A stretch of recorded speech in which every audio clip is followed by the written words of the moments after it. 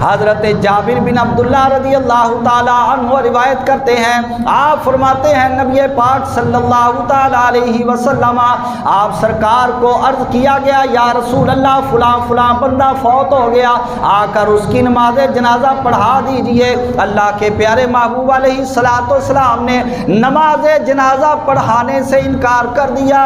آپ نے فرمایا بھئی میں اس کا جنازہ نہیں پڑھوں گا۔ عرض کیا گیا یا رسول اللہ صلی اللہ علیہ وسلم کس واسطے آپ اس کی نماز جنازہ نہیں پڑھاؤ گے، اس کے اندر حکمت کیا ہے؟ صحابہ کرام جانتے تھے آپ سرکار اگر حکم دیں تو اس کے اندر بھی کئی حکمتیں مضمر ہوتی ہیں، اگر آپ کسی بات سے منع فرما دیں تو اس کے اندر بھی بہت ساری حکمتیں کار فرما ہوا کرتی ہیں۔ عرض کرنے لگے ہمارے آقا مولا ہم کو خبردار فرما دیجئے، ہم کو اس بات کی اطلاع فرما دیجئے آپ نے کس واسطے اس بندے کی جناب والا نماز جنازہ پڑھانے سے انکار کر دیا؟ میرے آقا نے فرمایا انہو یبغض عثمان فابغضہ اللہ، وہ بندہ میرے عثمان غنی کے ساتھ دشمنی رکھتا ہے جس کی وجہ سے اللہ رب العالمین اس بندے کو پسند ہی نہیں فرماتا۔ میرے عثمان غنی سے دشمنی رکھتا ہے، دل کے اندر ان کا بغض چھپائے لیے پھرتا ہے،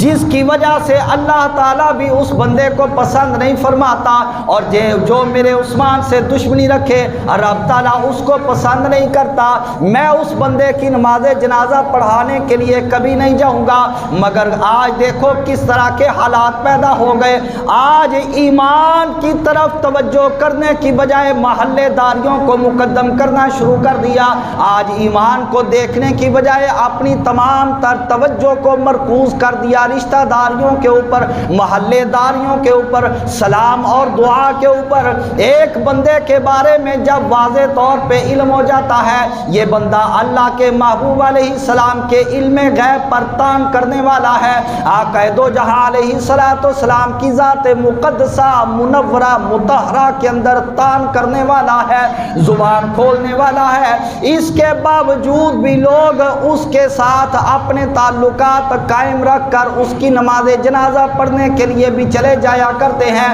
حالانکہ ان کو چاہیے آقا دو جہاں علیہ السلام کے اس فرمان مبارک پر جب غور و فکر کریں گے اس کے بعد وہ لوگ یقیناً اپنی اصلاح کر لیں گے۔ آقا دو جہاں علیہ السلام کے